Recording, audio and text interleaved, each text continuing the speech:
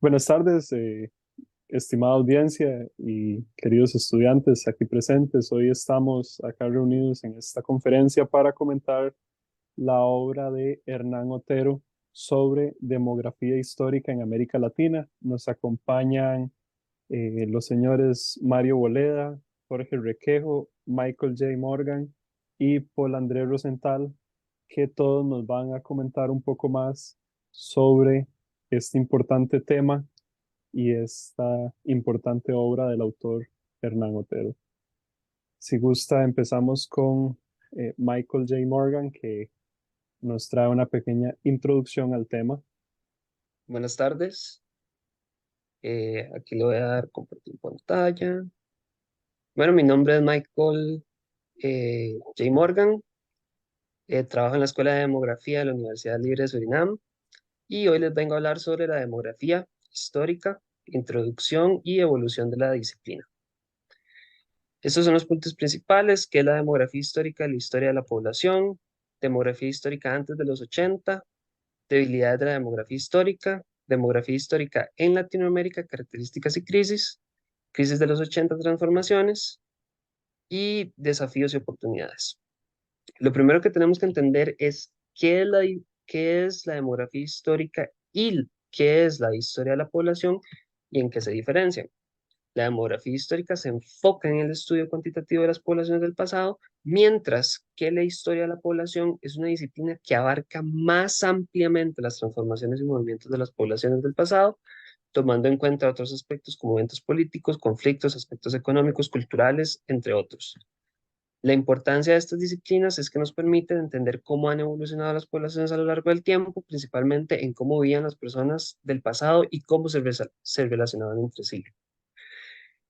Aquí tenemos la demografía histórica antes de la década de los 80, un clásico que me encanta ponérselos a mis estudiantes sobre Luis Henry, el cual realizó el Manual de Demografía Histórica, donde sentó las bases de los trabajos en esta disciplina en los años 50 con sus trabajos sobre la reconstrucción de familias en Francia. Se considera el padre de la demografía histórica. Otro trabajo clásico antes de los 80 es el del Cambridge Group con autores como Lassette y Wall, que realizaron seminarios y trabajos que modificaron sustancialmente el conocimiento del antiguo régimen preindustrial. Ellos detectaron la heterogeneidad de sistemas regionales detectados, la elaboración de indicadores demográficos de periodos previos a la puesta en forma de los modelos modernos, sistemas estadísticos nacionales, las interacciones entre la población y economía, el rechazo de las interpretaciones evolucionistas propias de las teorías decimonónicas, la apertura hacia el estudio de la dimensión cultural, principalmente en la laicización y entre otros muchos hallazgos. Estos dos modelos tienen críticas.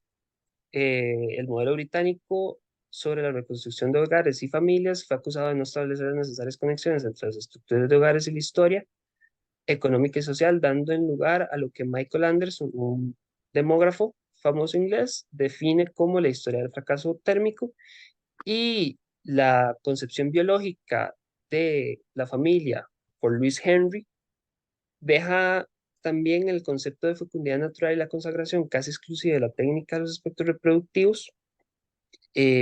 Relegan otros aspectos esenciales del pasado demográfico, en particular el estudio de las migraciones. Esto se va a ver posteriormente cuando hablemos sobre Latinoamérica.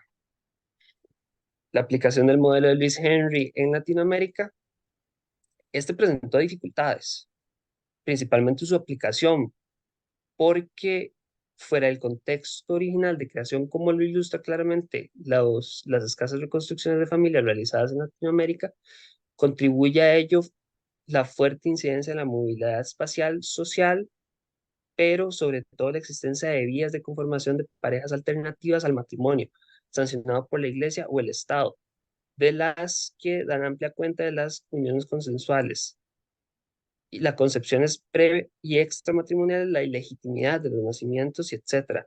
Entonces vamos a ver si nos ponemos a entender esto, el modelo de Luis Henry funciona si tiene, digamos, si la población tiene un registro muy uniforme de los nacimientos y de las relaciones interpersonales entre la población, pero como en América Latina existían eh, eh, relaciones extramatrimoniales que terminaban con hijos, entonces este modelo se empieza como a deteriorar.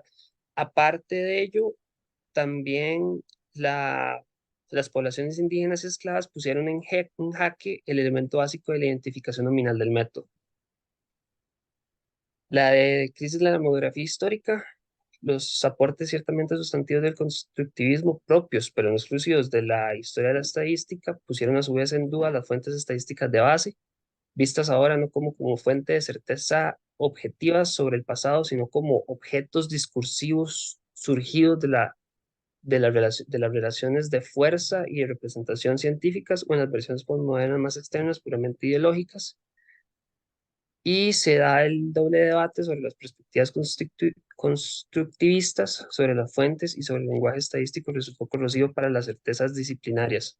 No menos cierto es que buena parte de estas críticas habían venido siendo formuladas por los propios cultores de la demografía histórica, desde el tiempo antes en el continente europeo, pero también desde áreas historiográficas más marginales como la historia latinoamericana, que como pocas había sido consciente de las extraordinarias dificultades que tenía la aplicación de los paradigmas teóricos y metodológicos de la demografía histórica europea a la realidad de nuestra región, de la región latinoamericana. Aquí pasamos al siguiente punto. Crisis de la demografía histórica en Latinoamérica, sus principales características, la coexistencia de modelos familiares diversos, como ya anteriormente lo expliqué, la alta ilegitimidad de nacimientos y de los matrimonios, el mestizaje y la omnipresente influencia de las migraciones internacionales internas no permitieron la aplicación del modelo europeo, como en el caso francés, a la región latinoamericana. Y esta crisis fue en el continente latinoamericano de menor envergadura a la que atravesó, por ejemplo, la demografía histórica europea, porque sus efectos generales no hayan estado presentes aquí. No es que no habían, no estaban presentes acá, sino que porque desde sus comienzos la demografía histórica latinoamericana debió enfrentarse en ocasiones con más conciencia que en otras a la enorme distancia cultural que separaba su propio pasado a la de las sociedades europeas con la reconstrucción de la familia, entonces el modelo no estaba tan compenetrado en Latinoamérica, entonces por eso no sufrió tanto sobre la crisis.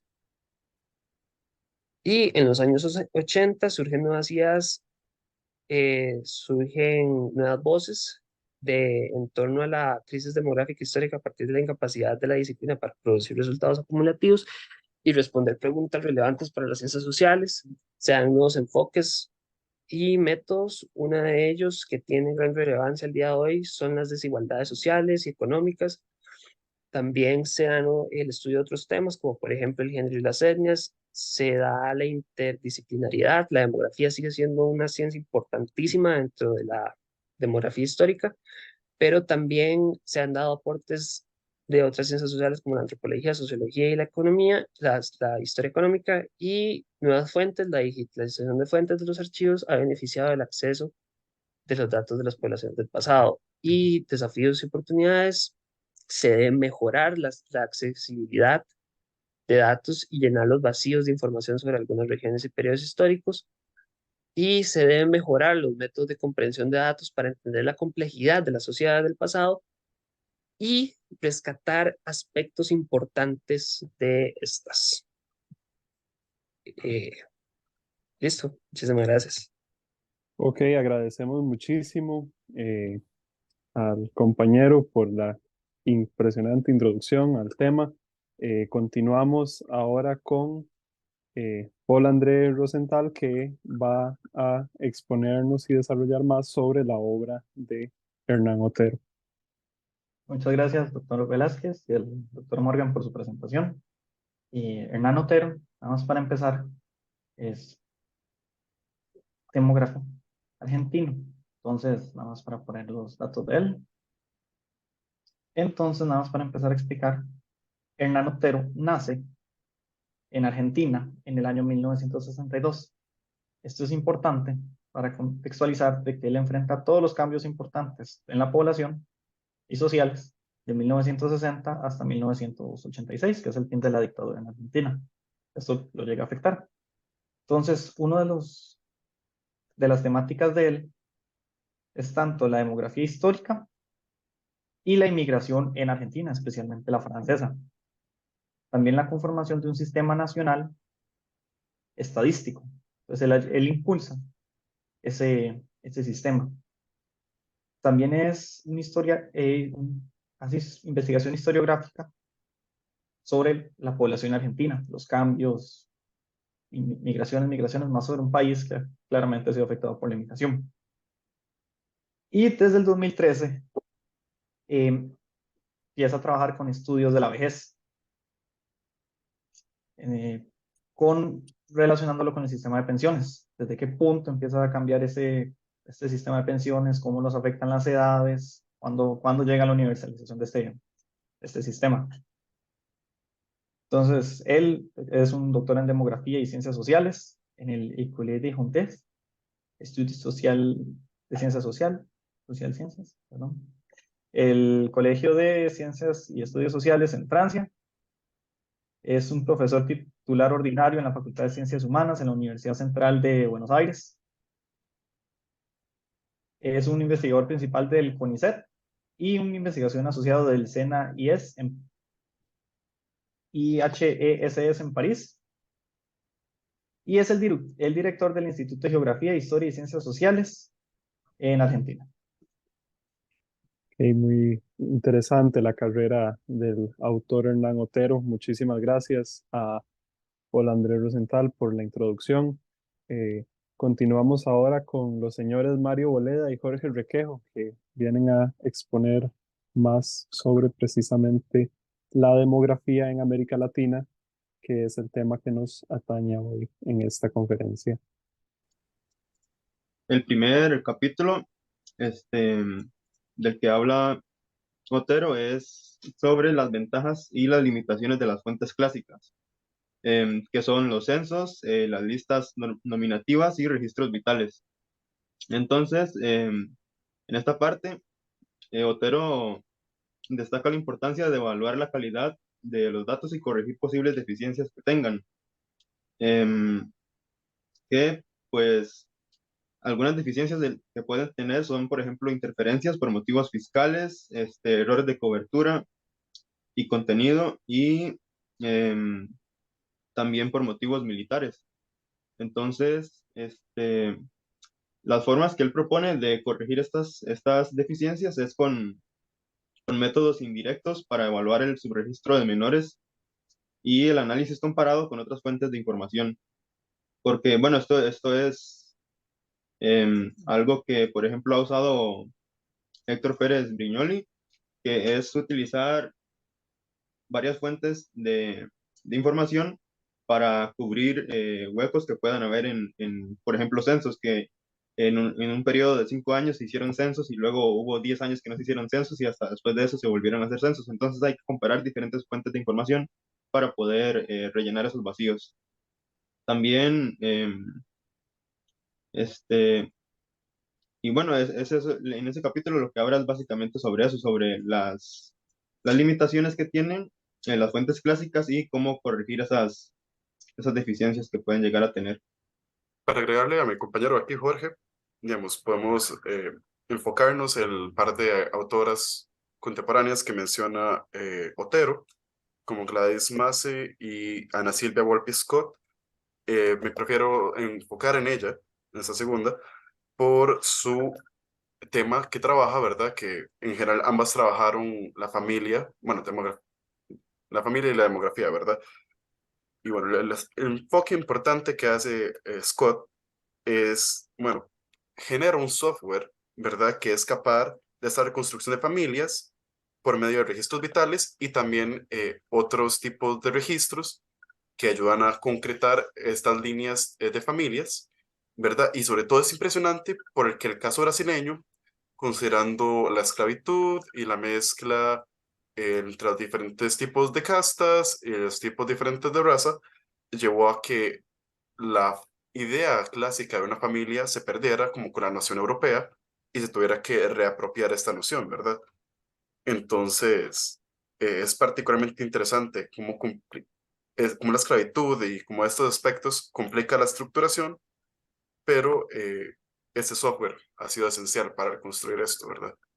Muy interesante con el uso de la tecnología para realizar demografía histórica que menciona el compañero Mario. Podemos continuar con el segundo capítulo sobre las nuevas fuentes y la búsqueda de estas fuentes, pues. El segundo capítulo, Otero habla sobre la búsqueda de nuevas fuentes y, bueno, ahí específicamente sobre fenómenos demográficos y representaciones culturales e intervenciones políticas. Entonces, lo que hace básicamente es una reflexión sobre esta búsqueda de nuevas fuentes y enfoques dentro de ambas disciplinas, ¿verdad? La historia de la población y la demografía histórica. Em, y a grandes rasgos, lo que destaca él es que el enfoque se cambia desde la medición de fenómenos demográficos hacia las representaciones culturales y las intervenciones políticas en diferentes épocas. Entonces, bueno, ahí es lo que él expone es esa exploración que se hace de nuevas fuentes para comprender los fenómenos de manera integral. Para agregar un poco a lo que ha hecho el compañero, bueno, sí, vamos a ver que ha sido de verdad esencial esa multidisciplinariedad, ¿verdad? Podemos ver cómo se han mezclado aspectos sociales, culturales y económicos, ¿verdad? Y esta apertura interdisciplinaria también, ¿verdad? Ha permitido que incluso se lleguen a la exploración de nuevas fuentes, ¿verdad? Y también, digamos, diferentes enfoques incluso, ¿verdad? Podemos correlacionarlo con el uso de registros hospitalarios, ¿verdad? Que eso después llevó al estudio de diagnóstico de las muertes. Incluso un trabajo muy importante que era el de Ángela Porto sobre la salud de los esclavos en Brasil, ¿verdad? Y, digamos, que usaba fuentes principalmente cualitativas para solventar los problemas que se le puedan presentar en una cuestión cuantitativa, ¿verdad? Entonces hacía un balance entre las dos. Nada más para dar un ejemplo, es cuando pasamos de ver las tasas de fecundidad a las tasas de maternidad. Ok, de acuerdo, muy interesante este segundo capítulo. Continuando también con la propuesta que hace Otero en su artículo, ¿qué nos pueden comentar sobre las fuentes en primer y segundo grado? Fascinante, ¿verdad? Porque esto empieza principalmente con el trabajo de Luisa Andreasa, ¿verdad? Que inicia esta idea y esta noción de análisis de segundo grado. Pero para determinar y tener claro qué es la diferencia entre primer y segundo grado, ¿verdad? Vamos a ver que el primer grado de análisis es conocer la progresión de un periodo, ¿verdad? Es superficial. Ya el segundo grado es reflexionar sobre las categorías de la población y las representaciones de las autoridades, ¿verdad? Que eso es lo que vemos principalmente en este trabajo de Andraza. Y también, bueno, ya mencionar aspectos como de etnografía social, ¿verdad? Sí, ahí más específicamente lo que hace Andreazza es combinar las listas con otras fuentes demográficas y a partir de ahí analizar las categorías de la población eh, presentes y ausentes, así como categorías espaciales. De acuerdo, compañeros, es un tema sin lugar a dudas muy interesante.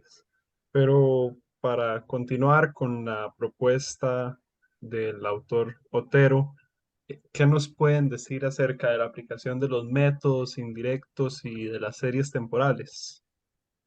Bueno, aquí puedo hablar yo un poco de esto, ¿verdad? Porque aquí es donde entra mi trabajo, ¿verdad? Aquí podemos ver que lo que ha sido esencial, ¿verdad? También ha sido el uso de software, ¿verdad? Quiero recalcar eso, que ha sido esencial, digamos,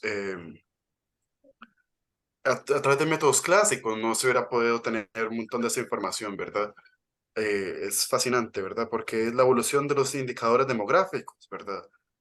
Entonces, el software ha permitido reconstruir estas nociones. también de esta manera pueden ser Sonia Colantonio, Vicente Fuster y Dora Selton, que ellos lo que proponen es un método basado en la frecuencia de apellidos en regiones receptoras para calcular la migración acumulada y reciente. Entonces, a partir de ahí comparan sus resultados con estimaciones basadas en datos censales de 1813 y de 1813 en Córdoba, de Argentina. Y ellos en esa investigación demuestran que la similitud entre los métodos históricos y genéticos, además de revelar flujos de población específicos que solo se captan, eh, los hallazgos demuestran la similitud, disculpen, entre los métodos históricos genéticos, además de revelar flujos de población específicos que solo se captan mediante el enfoque genético. Bueno, sí, de hecho, puedo agregarle justo a este aspecto, digamos, parte de lo de mi trabajo, ¿verdad? Que fue a partir de poblaciones semiestables y el uso del inverse projection, que fue en realidad desarrollado por Ronald Lee, ¿verdad? Podemos hacer una reconstrucción convincente de la evolución de los indicadores demográficos, estos siendo tasas de crecimiento, natalidad y mortalidad, ¿verdad? Incluso esperanza de vida, ¿verdad? Entonces, mi trabajo se centró principalmente en lo que es Bolivia ahora, ¿verdad? Y bueno, sí, como lo que ya se ha mencionado un poco, lo de el software que fue esencial, ¿verdad? Muy interesante acá el uso de la tecnología para hacer demografía histórica. Sí, bueno, podemos continuar con nuestros expertos hablándonos un poco de la propuesta de Otero, de ir de el caso al todo, de pasar de lo particular a lo general. A mí es una espada de doble filo, ¿verdad? Porque por un aspecto ayuda y es fascinante, ¿verdad? Porque lo podemos correlacionar con la microhistoria, pero también eso trae un cierto nivel de peligro, ¿verdad? Hay un ejemplo muy bueno, ¿verdad? Que es el peligro del sobreenfocarse, que es que, a ver, sí, hay una diferencia real entre perros y gatos, ¿verdad? Pero tampoco podemos ponernos a diferenciar entre cada gato que estudiemos, que es una raza diferente. Entonces, hay un cierto nivel que tenemos que entender y evitar pasarnos. Sí, Sí, Otero presenta este tema como, como parte de los desafíos que tiene la demografía histórica y la historia de la población, ¿verdad? Que es pasar de los estudios de caso a la generalización. Y bueno, él propone dos estrategias que se han desarrollado para solucionar, ¿verdad? Este reto. Y la primera es utilizar el sistema de información geográfica. Y este sería con el objetivo de detectar rupturas y continuidades espaciales. Y por el otro lado, se llevan a cabo también proyectos interuniversitarios de larga duración. Y el objetivo de estos es reconstruir modelos demográficos a nivel regional. Pero bueno, yo solo quiero recalcar de nuevo el peligro que es pasarse a la extremidad, ¿verdad? Porque no permite contrastar. Entonces, es fascinante para que tenga un cierto nivel de claridad al hacer estas investigaciones. sí, si puedo mencionar algo, estamos haciendo una crítica a modelos más viejos, pero al mismo tiempo utilizándolos. Así es. Muy interesante. Compañeros, y bueno, para ir continuando con esta propuesta del autor Otero, ¿qué nos pueden hablar un poco más de ir más allá de esa historia molecular? ¿Qué es lo que habla el autor? ¿Qué es lo que propone? Sí, aquí es un poco continuando con la temática de la sección anterior. em, y bueno, aquí habla también sobre las unidades de análisis clásicas, precisamente, que son la familia y el hogar. Em, entonces, a lo que se refiere, ¿verdad? Con el título del capítulo, que es más allá de la historia molecular, es que se tiene que expandir las investigaciones más allá de la familia y el hogar, ¿verdad? Entonces, crear estudios que vayan más allá de estas dos unidades de análisis, que son las Correcto. más comunes. Es eso, es justo como usted decía, compañero Jorge, es reconstituir a toda la población, ¿verdad? Es recoger todos los aspectos de la sociedad que han sido olvidados históricamente, ¿verdad? Y es justo esta expansión de la dimensión genealógica, ¿verdad? Porque es incluso mezclar el aspecto de las migraciones, ¿verdad? Y que eso es más, volviendo a un tema que ya hemos mencionado. Entonces, es fascinante, ¿verdad? Porque incluso podemos ver autores como Schumann, ¿verdad? Que llevan este análisis historiográfico a 5 temas, ¿verdad? Entonces, es el patriarcado, es género, es política, es espacio y es niñez, ¿verdad? Entonces, lo expande 20 niveles más.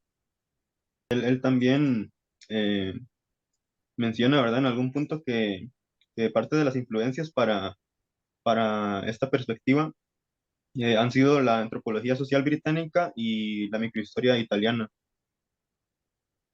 Y bueno, ahí, ¿verdad? Él menciona dentro de estas evidencias,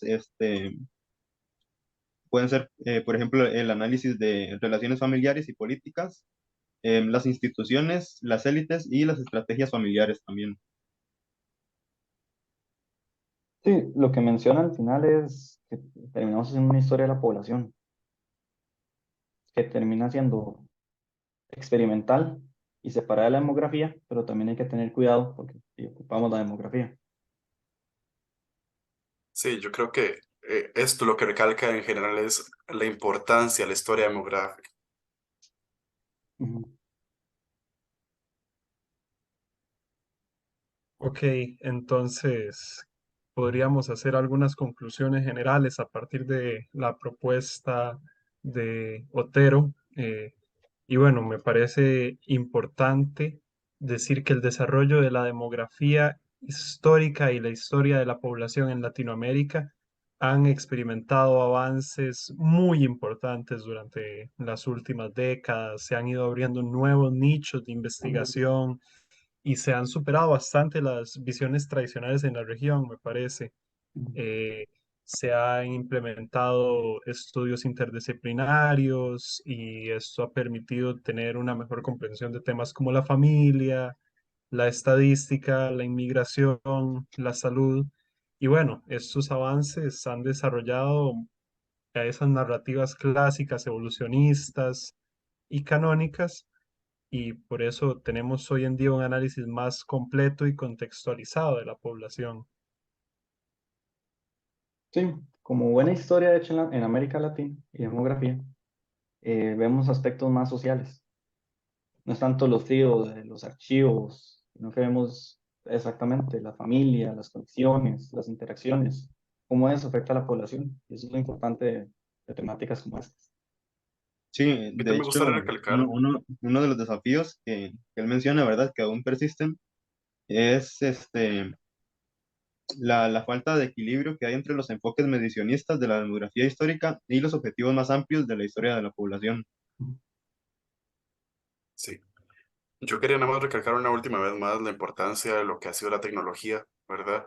Como el uso de software en diferentes aspectos ha sido esencial para esa reconstrucción de historia familiar, ¿verdad? Que eso ha sido eh, fascinante, ¿verdad? Y también incluso es una manera interesante de mezclar los aspectos cuantitativos y cualitativos de la misma demografía. Yo quería agregar un poco sobre lo que dijo Paul, que hasta cierto punto Otero eh, lo habla ya como al final de su obra, que para Latinoamérica el conocimiento, digamos, de la historia demográfica y la historia de la población eh, tiene como un enlace muy fuerte a la identidad, digamos, de las poblaciones latinoamericanas. Y nosotros como investigadores debemos procurar eh, tener esa visión más humanística en torno a cuando estamos haciendo demografía histórica, porque no solamente estamos haciendo una investigación que trae métodos novedosos y que las fuentes, sino que también tenemos que priorizar el hecho de que estamos haciendo, eh, construyendo y legitimando la, la historia de individuos y la historia de colectivos que han eh, habitado en territorio latinoamericano. Entonces nosotros como investigadores, demógrafos, historiadores, compañeros de otras ciencias sociales debemos estar muy anuentes de lo que estamos haciendo cuando hacemos demografía histórica y eh, historia de la población, principalmente cuando tratamos dinámicas latinoamericanas. El mismo Otero lo explica, ¿no?, en diferentes obras, que hay obras de él sobre el estudio de los franceses en Argentina y la misma inmigración en Argentina. Y también más recientemente se ha enfocado en la vejez en Argentina, un tema que él mismo dice que la demografía histórica ha ignorado, porque uno no ve la vejez en adultos, la vejez en archivos.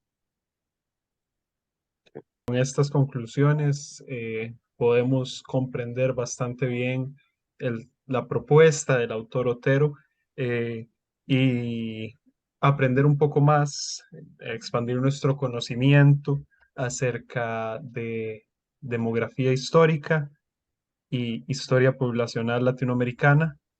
Agradecer a los compañeros expositores, Paul Andrés Rosenthal, Mario Boleda, Michael G. Morgan y Jorge Requejo por su tiempo y por esta grandiosa exposición hoy para la Universidad Libre de Surinam. Eh, y agradecer a todos su atención y la participación durante esta jornada de investigación.